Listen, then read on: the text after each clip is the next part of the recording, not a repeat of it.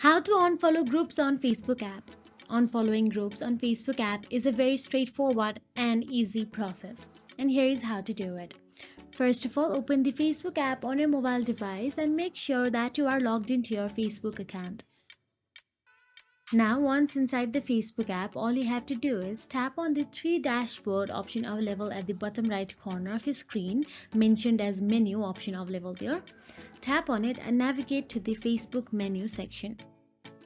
Now here tap on the groups option available there. Once you tap on the groups, you will get to see the list of groups you have joined into or followed.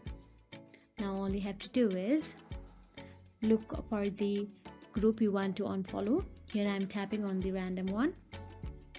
Now here tap on the joined option available there. Then you will get to see unfollow group option available. Tap on the unfollow and the group has been unfollowed. So that is it. If you found this video helpful, please like, share and subscribe our channel, and thank you so much for watching.